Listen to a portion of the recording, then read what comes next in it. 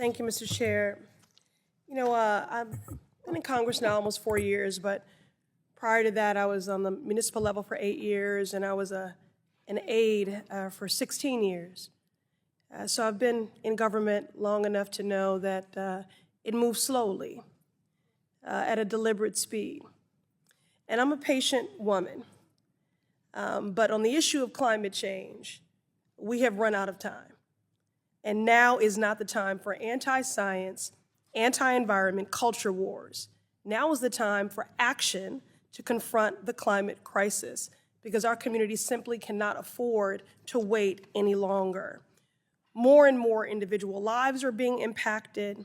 More and more homes and communities are destroyed by natural disasters each year, whether it's tornado, wildfire, or hurricane, which is one of the many reasons why I'm grateful that President Biden signed into law my legislation, the Post-Disaster Mental Health Act. But, to those who would seek to weaponize what it means to be woke, I'm unapologetically woke. I am awake, and my eyes are wide open, because I owe it to my constituents to not look away. In my district, the Massachusetts 7th, failure to address climate change means greater flood damage to frontline communities like Chelsea, Everett, and East Boston. So to my colleagues across the aisle who seek to obstruct and oppose legislation and policies that will help our shared constituents around the country protect their homes from climate change, it is not only alarming that you would move in this way, it is downright dangerous. Ms. Nagy, since U.S. property catastrophic reinsurance rates increased by as much as 50% on July 1st renewals, my constituents have had to pay more to protect their homes and their livelihoods. Can you highlight the impact of these price increases on the insurance rates paid by consumers? Yes, thank you, Congresswoman. So as I said, earlier, the reinsurance industry is not located in the U.S., so we really don't have much of a say over what the rates are. They tell us, they tell insurers, and insurers pay them, and that's how insurers are able to then offer, their product to individuals.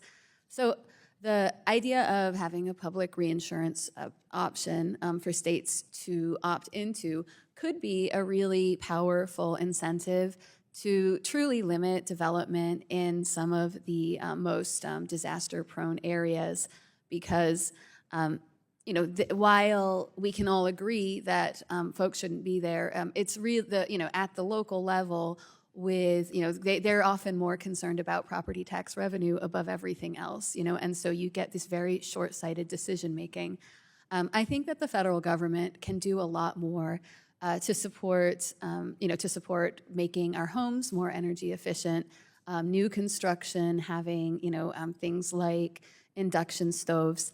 And, I'm a homeowner who switched out a gas stove for an induction stove in the last year, and it wasn't because I'm, really woke, or maybe I am, but I don't know. I don't even know what the word means anymore. But I'm sorry, I have to reclaim my time only because I'm running out of it. I do have one more question for you, okay?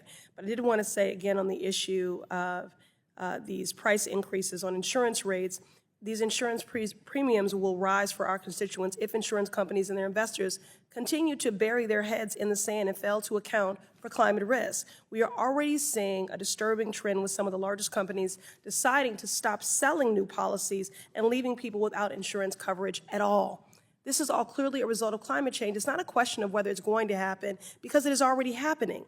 And investors are saying they do not have a good sense of the climate risks that companies are facing. That is why it is critical that the government takes action. True enough, climate change is an existential threat.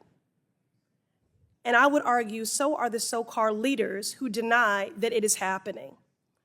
Ms. Nagy, for the record, will disclosures for financial and business risks associated with climate change, like ESG, strengthen our insurance market and help families protect their homes? Yes. Thank you, I agree. And I yield back.